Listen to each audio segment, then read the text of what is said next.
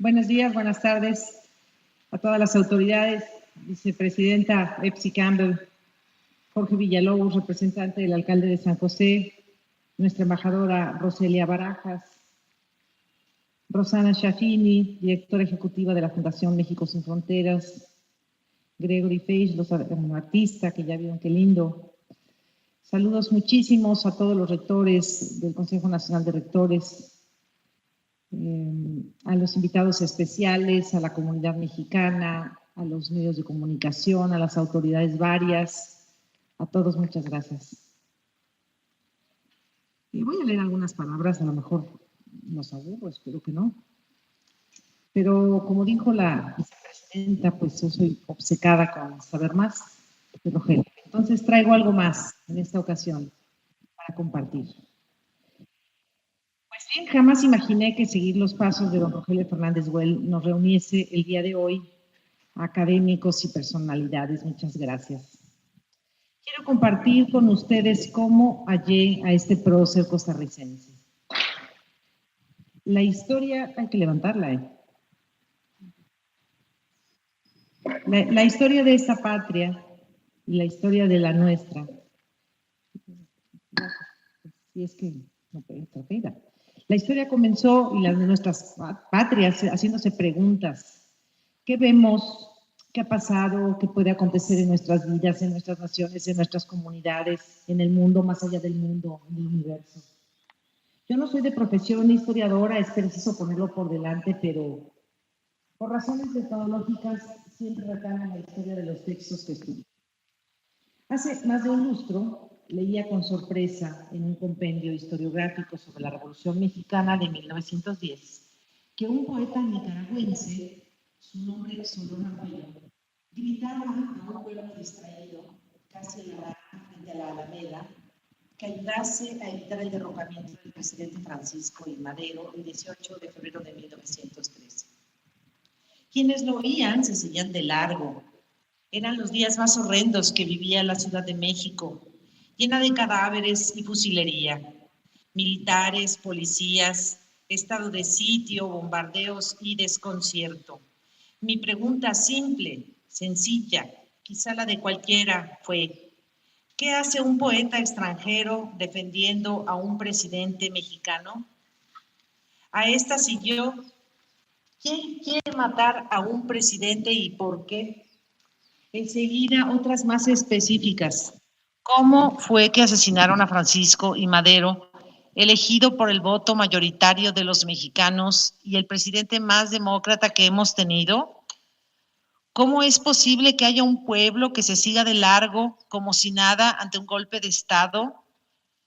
¿En verdad un pueblo puede mantenerse absorto ante una calamidad tan grande?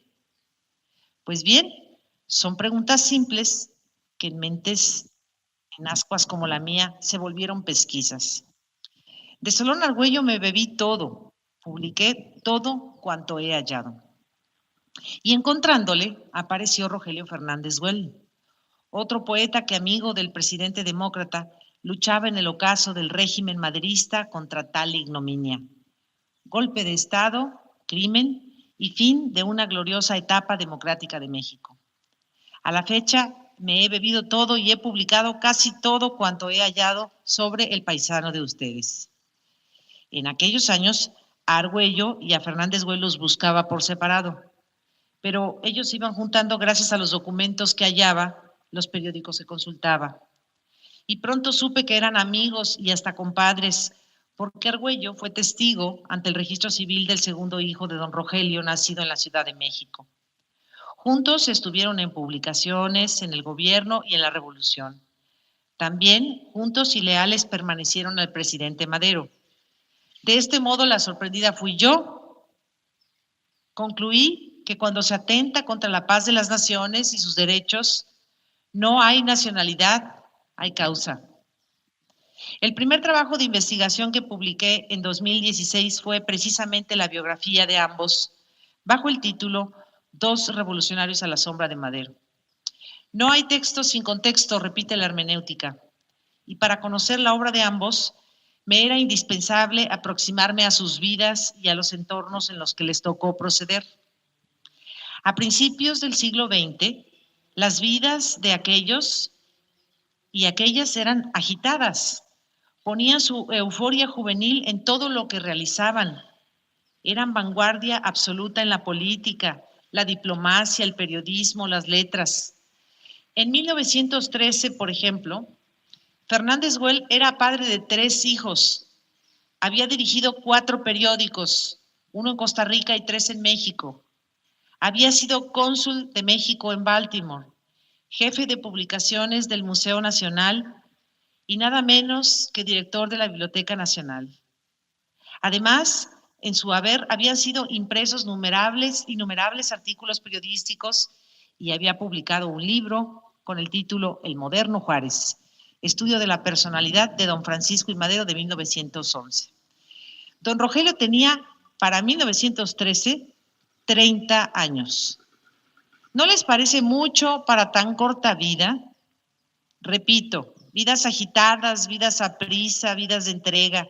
Así fueron las de muchos de la época. Una gran generación de hombres y mujeres colosales que arriesgaban todo por la causa que defendían. Y quiero enfatizar que esa causa llamada democracia y que hoy nos es tan común oír, en aquel tiempo era de alto riesgo, casi de vida o muerte.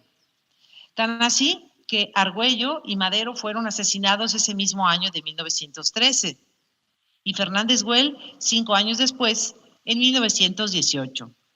Para este trabajo fue muy útil la biografía de Eduardo Oconitrillo, titulada Rogelio Fernández Güell, escritor, poeta y caballero andante, de 1980. Las investigaciones prosiguieron. En 2017, la revista Estudios de Costa Rica publicó mi trabajo que llevó por título Madero, un santo, a geografía espírita liberal en un escrito de Rogelio Fernández Güell de 1911. Ahí descubrí la amistad Fernández-Madero y la mutua militancia en el espiritismo, doctrina o religión que en aquellos tiempos pertenecía a una élite ilustrada y que lejos estaba de ser considerada por sus adeptos como una charada, sino como una ciencia.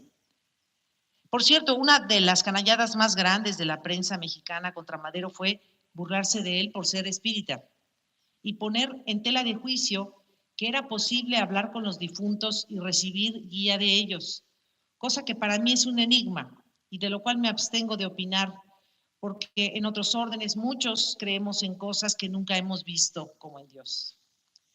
En 2018 pude por fin publicar en México ese gran testimonio de Rogelio Fernández llamado Episodios de la Revolución Mexicana. La primera edición data de 1915 en la imprenta Trejo Hermanos de San José. Fue hasta 1973 que Víctor Manuel Arroyo lo recuperó aquí, edición que fue importantísima para mi trabajo y que se conociera en México en el centenario del asesinato de su autor. Este rescate literario lo acompañé con un prólogo que titulé Retratos de una tragedia y agregué todas las fotografías que contiene el volumen original que no aparecieron en el trabajo de Arroyo de 1973. Y así, el 15 de marzo de 2018, al conmemorarse el primer centenario luctuoso de Rogelio Fernández Güell, en la ciudad de Puebla, México, nos reunimos varios colegas universitarios abordando el legado de nuestro personaje. Esta jornada, que se conoció en Costa Rica, fue el inicio del proyecto titulado Rogelio Fernández Güell, Política, Testimonio, Poética y Heroísmo, bajo el sello de la Universidad Nacional de Costa Rica, al que se sumaron algunos pares académicos de este país y lo vamos a presentar en la tarde. Mi aportación en este volumen se llama Episodios de la Revolución Mexicana de Rogelio Fernández Güell, un testigo de primera línea del ascenso, apogeo y descenso del maderismo. Este es el resultado del trabajo bilateral México-Costa Rica que desde 2018 hemos hecho en honor a don Rogelio. A la reedición de su gran crónica sobre la Revolución Mexicana siguió un artículo titulado Un cercano amigo de Francisco I. Madero, que me publicó una revista costarricense, Temas de Nuestra América, primero publicado en 2017 y después en 2019 recogido en el libro Exilio y Presencia, Costa Rica y México en el siglo XX, coordinado por Maribel Soto Ramírez de la editorial de la Universidad Nacional. En octubre de 2019, la revista Cultura publicó mis palabras de agradecimiento al recibir la Orden de Mérito Morista por la Academia Morista, donde hago también un sentido agradecimiento al legado del poeta. En aquella ocasión, también inauguramos la exposición La Cólera Celeste en la Biblioteca Nacional. En todos los trabajos antes citados, me he enfocado en la biografía de don Rogelio y sus aportes a la política mexicana, su labor consular y en la administración pública. Su perspicacia y agudeza como periodista y articulista y su amistad con Francisco I. Madero. He dedicado menos a sus exposiciones filosóficas, no todas de corte espiritista y casi nada a su obra poética. Y es acerca de esto último, la poesía, por la que inicié todas las búsquedas sobre los periodistas y poetas que participaron en la Revolución Mexicana. Miren, nada más es lo que he dejado para el final. Actualmente pretendo hacer una antología lo más completa posible de su obra poética. La tarea no ha sido fácil. Uno del trabajo ha consistido desde 2017 en ir acopiando estos materiales en los periódicos y en las revistas. El único poemario completo preparado por él que yo conozca se llama Lola, Romance de Costumbres Nacionales, de 1918. Y aunque todo indica que él supervisó la impresión, no pudo conocer la versión final a causa de su asesinato por órdenes de Federico Tinoco. Es curioso, porque parecida suerte corrió otro que don Rogelio menciona en mi testamento literario. En enero de 1913 se imprimían los pliegos de uno que se llamaría Los Andes y otros poemas, y cuando vino la decena trágica que Josefina MacGregor bien ha corregido y llamado Quincena Trágica, el golpista Victoriano Huerta mandó detener todos los trabajos de impresión del Museo Nacional de Arqueología, el cual iba a ser la casa editorial. Como sea, esta decisión, aunque a los buscadores de poemas viejos nos duela, terminaría siendo el menor de los problemas de los maderistas, porque el nuevo régimen militar se entregó por entero a perseguir a los adeptos políticos del presidente caído. Fue así como asesinaron al nicaragüense Argüello y decenas más de simpatizantes. Otros fueron encarcelados, incluidos, por ejemplo, diputados, o optaron por huir o exiliarse. Todo lo que don Rogelio tenía en casa fue requisado. Pudo huir con su esposa e hijos, pero no logró llevarse consigo libros, papeles, manuscritos ni enseres personales. Menciona Rogelio la existencia de un poema en 3 cantos llamado María y otras composiciones, pero no existe un poemario que él haya publicado y no he encontrado a María, por cierto. Hasta ahora, este trabajo hormiga de recopilación me ha permitido hallar varios. En México, cuando menos, aparecieron versos suyos en estos periódicos: El Tiempo, El Amigo del Pueblo, La Época y Nueva Era. Los títulos hallados son Tierra en el Tiempo, 1907, A la Paz, soneto dedicado al presidente electo Francisco I. Madero, En América, El Brindis de Petronio, Canción, En la Sierra, La Amenaza del Cíclope, A la Conservación de la Paz en América y María Magdalena, del cual ya tenía una versión previa publicada en Costa Rica en 1905, y Canción de Amor en la Playa, que pudieron leerse en La Época. La Época lo dirigía él. En revistas costarricenses se ha hallado varios. En la Pandemonium, por ejemplo, publicó en 1903 los poemas Luz, Luz, más Luz, La Calumnia, La Leyenda de Boruca. En Páginas Ilustradas, ambos de 1905, el relato Cristo y Quijote y el poema María Magdalena. Esta última pieza se imprimió, como les dije, en el periódico La Época de México. Y de 1906, El Mirador de América. Por su parte, en la revista Acacia, revista masónica, se publicaron en 1905 los versos Mitos Bíblicos, que dicha publicación volvió a imprimir en 1921. Tras su muerte, esta misma revista estampó entre 1920 y 1921 el mito de Adán, el pecado de Adán, el mito de Caín y Abel, los ensayos, varios mitos de la Biblia de 7 páginas y el diluvio universal de 9. En la revista Fígaro de 1915 salió el poema Sol de Sangre, mientras que en Atenea de San José, después de su muerte en 1918, La Loa a Costa Rica, La Elegía, Cuando yo muera, y La leyenda del Cíclope, los dos últimos aparecidos en México en 1912. Sobre este último, La leyenda del Cíclope, quiero hacer este mínimo comentario.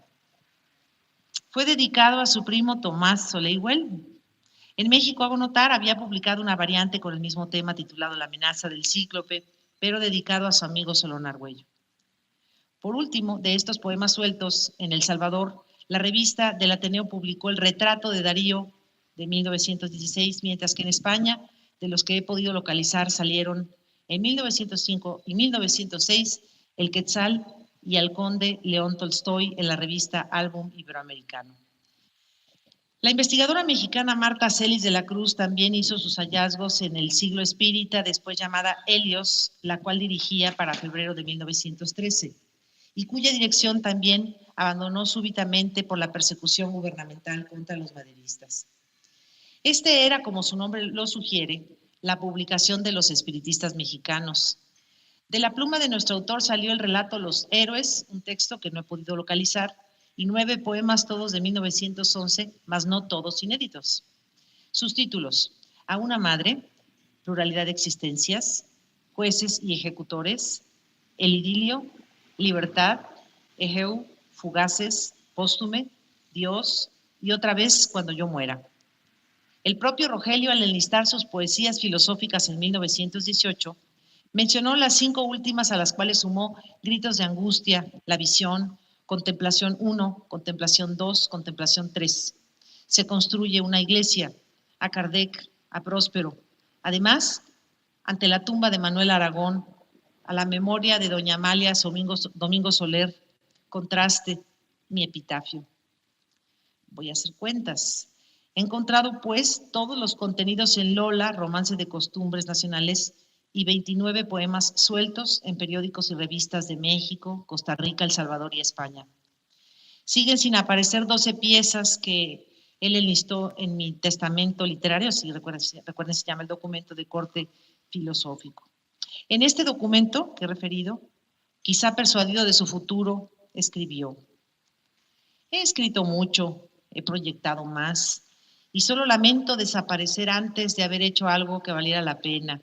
¿Quién sabe?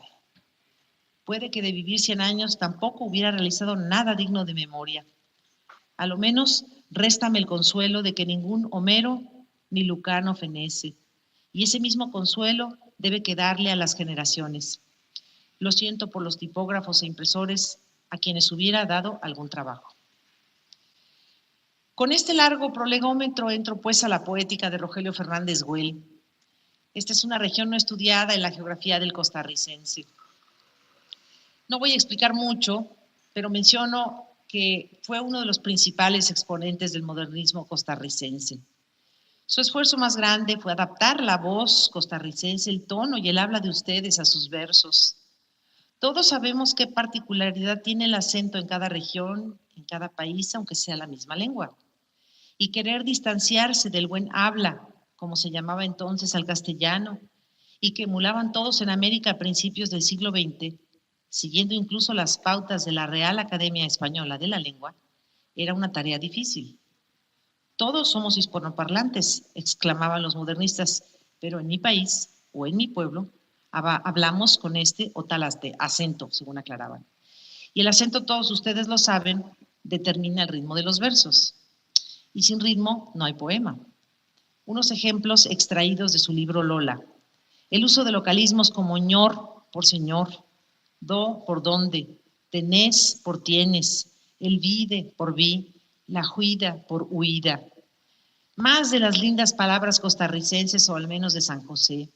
Las cholitas, el bolonio, la flor de uruca, la flor de itabo, que también se come o se comía. Mistela, el guapil. Este tiene varias excepciones.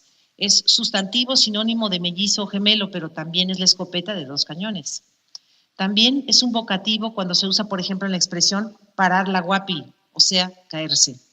E incluso es un topónimo. Guapil es una población de la localidad de Punta Arenas. En Lola, su libro, a la manera modernista, también se hace honor a los lugares de América, ya no más París y Londres. Así, en el poemario aparecen Curridabat, Salitral, el río Tiribí, el puente de las mulas, Pacaca, Puriscal, por mencionar algunos. Para quienes nos gusta escribir y leer poesía, sería todo un reto entresacar palabras costarriqueñas ticas del diccionario de costarriqueñismos que preparó Arturo Agüero Chávez en 1996 y hacer versos que sean sonoros, pero a la vez hagan sentido y tengan ritmo para emular el acento de ustedes. El resto de los poemas que he enlistado, quizá desde los títulos, les hayan permitido suponer algunas inquietudes poéticas de don Rogelio Fernández Güell. Espero no fallar a su memoria ni a ningún presente haciendo estas clasificaciones. Primera, fue un pionero del modernismo costarricense, aunque todavía con algunas herencias del romanticismo del siglo XIX y principios del XX, experimentando con métricas los ritmos y voces regionales. Segunda, hablamos de un poeta cristiano espírita, inquieto por desentrañar misterios del Antiguo Testamento en clave filosófica. Dedicó poemas a personajes variopintos como Allan Kardec, Amalia Domingo Soler, Francisco I. Madero, León Tolstoy, Víctor Hugo, Lord Byron. Combinación político-poética muy peculiar. No está de más afirmar y reafirmar que su cultura literaria era prolija, como lo demuestran todas sus obras, y que sentía una gran admiración por los revolucionarios franceses del siglo XVIII, así como por el movimiento liberal europeo del siglo XIX. Tercera, su visión americanista sin faltar respeto a España. Por aquellos tiempos era tema en la intelectualidad distinguir iberoamericanismo de panamericanismo, discusión quizá iniciada por José Martí.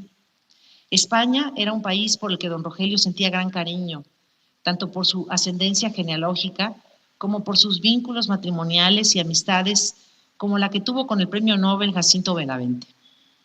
Y cuarta, su visión liberal y pacifista. En todo tiempo, Fernández Güell tiene en la boca las palabras paz, libertad, democracia. Esto encaja a la perfección con la doctrina propagada por Allan Kardec. Don del hombre es el libre albedrío. Si hay un dictador o tirano, es evidente que no hay ejercicio de la libertad. Si no hay libertad, no hay paz. Entonces, la paz se alcanza por la libertad, para la libertad. Solo la democracia garantiza libertad y paz. Entonces, a reserva de un análisis más extenso, don Rogelio llevó al campo de la literatura sus convicciones personales con un toque modernista. Hablemos de América, pero de una América libre, democrática, pacífica. Termino. En 1918, los americanos perdimos a un ilustre hijo, este hombre, un intelectual honesto, distinguido, un luchador, un utopista, que ofreció su sangre en aquellos tiempos dictatoriales de Tinoco para dejar a las generaciones venideras de Costa Rica y de América la defensa de la libertad y la democracia. Murió siendo diputado electo al Congreso Constituyente. Y hoy que recibo esta medalla con su nombre, me siento obligada a continuar luchando por una sociedad más justa, más igualitaria e inspirada en la paz, la democracia y el bienestar. Y aprovecho para irme con muchísima gratitud para felicitar a este hermoso país porque también celebra el bicentenario de su independencia. Nosotros de igual forma en México. Encomiar, como siempre lo hago, a este país por la fortaleza de sus instituciones, la democracia sólida que se ha visto amenazada tantas veces aquí en la región, en el continente, y que sigue firme y que sigue fortaleciéndose y robusteciéndose mucho. Saludarlos desde México, a ustedes en Costa Rica, a nuestros paisanos que viven aquí, y repetir que nuestras naciones ahora en paz se toman de las manos y honramos juntos a miles de héroes que nos dejaron las patrias que hoy tenemos. Enhorabuena México, gracias Costa Rica. Yo sí pienso también que somos la misma humanidad y solo es cosa de tomarnos las manos y seguir adelante por la senda de la paz. Gracias.